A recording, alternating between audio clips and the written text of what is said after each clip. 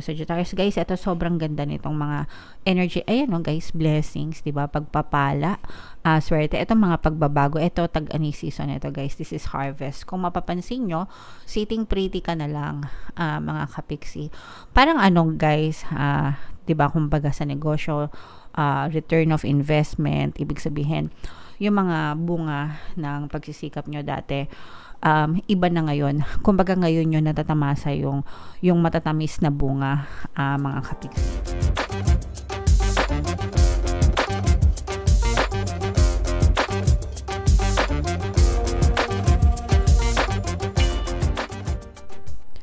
Hello guys, hello Taurus. Welcome back to Pinoy Pixie Tarot. Ang pamagat ng episode natin for tonight is New Moon Kapalaran para ngayong May to June para sa Taurus, Sun, Moon, Rising Sign, and Venus. General reading lang guys, pwede mag-resonate, pwede hindi. Combination ng positive and negative energy guys. Unahin natin tong deck na to guys. Tingnan natin yung New Moon message para sa inyo. And by the way mga kapiksi, wow, sobrang ganda naman ito.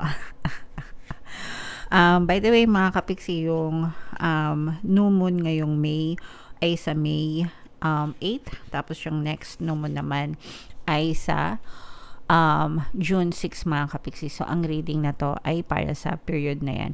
So grabe guys, unang-una pa lang, swerte na agad, no? Luck is on your side. Yan agad yung new moon message para sa inyo ngayong season na to. Syempre luck guys, ibig sabihin swerte, no? Nasa panig mo ang swerte Taurus ngayong new moon season. So wag nyo na guys palampasin yan, i-claim nyo na yan guys, i-mind nyo na yan, at saka palagi nyong sabihin, no, na swerte kayo guys. It's a state of mind, it's a state of being mga kapiksi, and when you are constantly in that state, you will definitely experience yung mga kaswertehan sa buhay. Plus, meron din tayo guys ang damakmak na pampaswerte subliminals dito sa ating channel. Ginawa ko talaga yan para sa inyo mga kapiksi. If in case na hindi pa kayo nakaranas ng mga swerte sa buhay nyo, feeling nyo palagi kayo minamalas, pwede nyo pakinggan yon para makatulong sa inyo. Imbis na magreklamo kayo, kapiksi, puro ka swerte, puro ka blessing, hindi naman yan nangyayari sa akin. Kaya nga tayo may mga subliminals guys, no, na ginawa para at least makatulong sa inyo ma-reprogram ang inyong subconscious mind. Kasi kung aasahan lang natin yung kanagahan nyo sa buhay, wala talagang mangyayari. Okay? Alright. So, i-mind nyo na yan guys, yung good luck, good swerte, good fortune, i-mind nyo na yan sa comment section. Attune to the moon guys, count your blessings, bilangin ang mga pagpapala, literally, no? Write them down and say them out loud. So, isulat nyo guys on a daily basis, kung gusto nyo araw-araw, kung gusto nyo weekly, kung gusto nyo monthly, diba? Ano yung mga na-achieve ko ngayon, ano yung mga blessings na na-experience ko ngayon, diba? And basahin nyo siya. Mas maganda kung magkaroon kayo ng gratitude journal, ganyan, or kung hindi naman gratitude, whatever, kahit journal na lang or whatever, lapis papel, ganyan. Sulat nyo yung mga blessings na natatamasa nyo and be grateful for them. And the more na you're showing gratitude guys, towards your blessings, the more na i-bless pa kayo ni Lord, the more na i-bless pa kayo ni Universe, mga kapiksi. Okay? Additional meanings for this card, you need to laugh more, tawa-tawa pa more.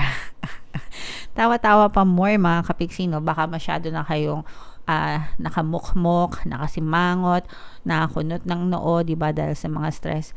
Hindi lang sa nakakabigat yan sa buhay, pero nakapangit pa yan, nakakatanda, nakakadagdag ng wrinkles, diba? So, tawa-tawa mga kapiksi. And kapag tumatawa kasi kayo, nagre-release kayo ng, I don't know, dopamine, hormones, ganyan. Ano yun? Para mas maging masaya yung pakiramdam nyo. Okay? And for some of you guys, this is a wonderful time to start a course of study or teaching. So, kung gusto nyo mag-enroll guys or mag-avail ng aking pampaswerte or paano mag-manifest ng abundance video course, pwedeng-pwede, or kahit anong course na gusto nyong matutunan, mapag-aralan mga kapiksi. Don't be narrow-minded, yung mga makikitid ang utak, no? Huwag makitid ang utak mga kapiksi kaya walang nangyayari sa buhay nyo dahil sa kanigahan at dahil sa pagiging makitid yung utak, guys, no? Start, ayan, nakakasabi ko lang kanina, start a week of gratitude practice. Iba talaga, guys, yung nagagawa ng gratitude practice, gratitude journal, scripting, journaling, saying thanks, no, sa lahat ng blessings. Kasi the more na ginagawa nyo yan, guys, talaga, promise, the more na i-bless kayo ni Lord. So, pwede nyo siyang gawin daily or weekly, whatever. Isulat nyo doon yung mga blessings, di ba? Let's say, for example, thank you kasi nilibre ko ng ice cream ng co-worker ko. Thank you kasi may nagbigay sa akin ng libreng kape. Thank you kasi nakasahod ako on time. Thank you kasi marami akong overtime. Malaki yung tawag dito, sinahod ko ngayong cut off.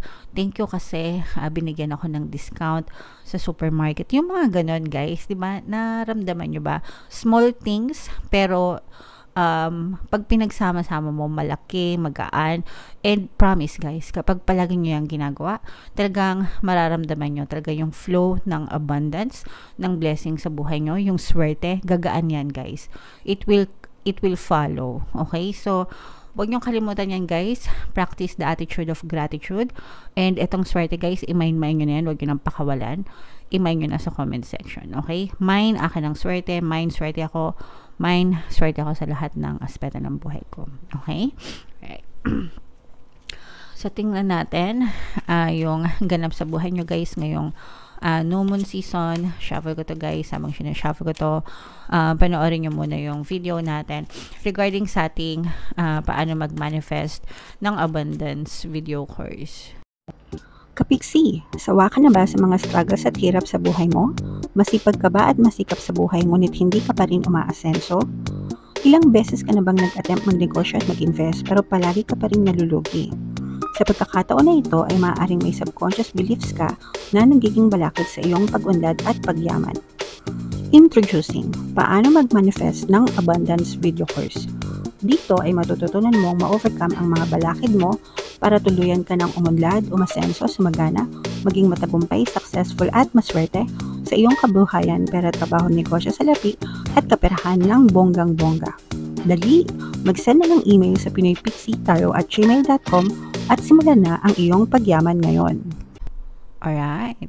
So, sabay-sabay tayo, guys. Magpayaman ngayon 2024. Mag-avail na kayo ng course. Sobrang ganda niyan. And ngayong May, no, guys, ang ganda ng promo natin. Pwede kayong mamili, actually, kung gusto niyo ng 1 free, pampaswerte subliminal, o kaya naman 200 pesos na discount. Okay? Para yan sa lahat ng mag-avail ng course. Kaya mag-avail na kayo, guys, hanggang katapusan.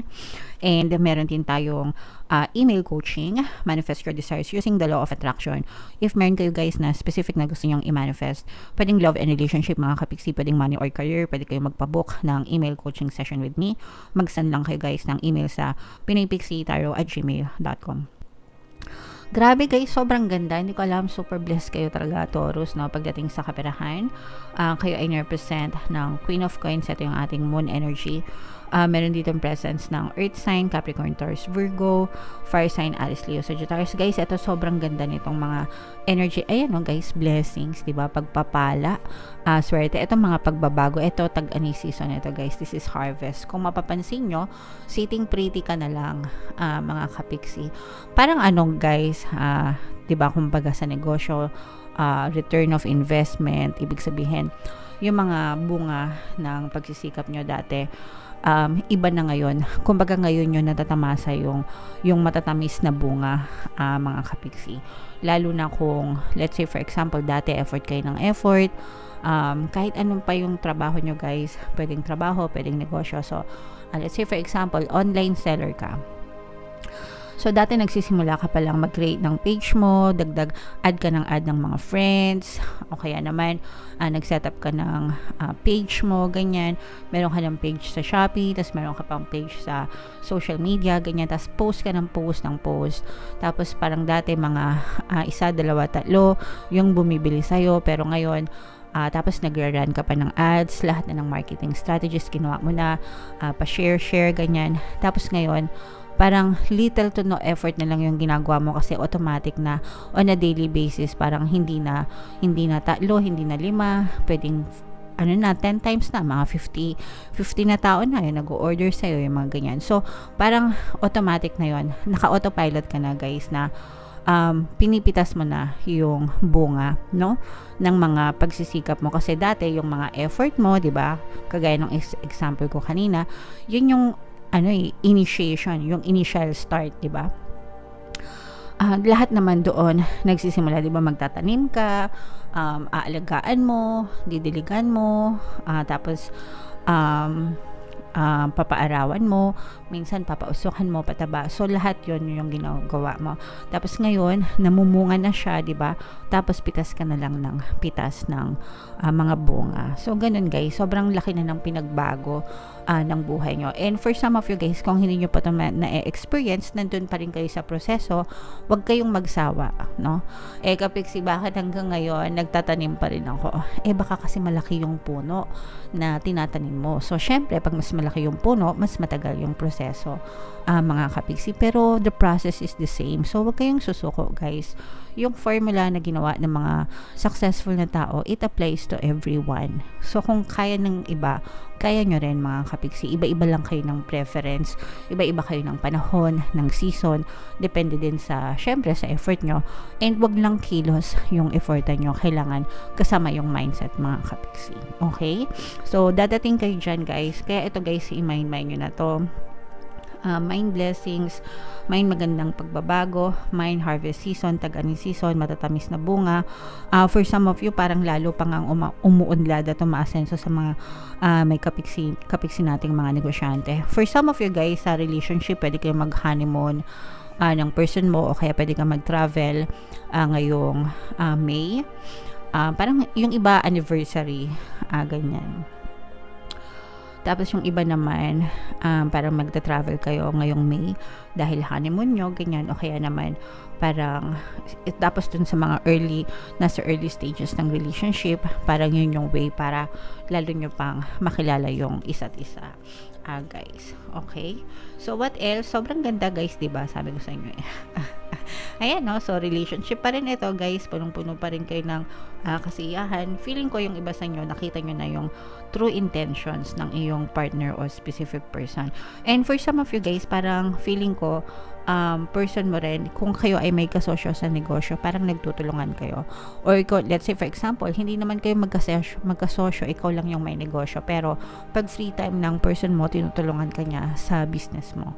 Something like that, guys. And, yeah, so for some of you, guys, feeling ko talaga mag-honeymoon yung iba. Pero ito'y labis-labis na kasiyahan at kaligayahan yung dulot ng may new moon para sa inyo. So guys, i-mind nyo yan. Mind blessing, pagbabago, pati sa relationship, guys, binibless din kayo. So i-mind nyo rin yung mga blessings sa relationship. Okay?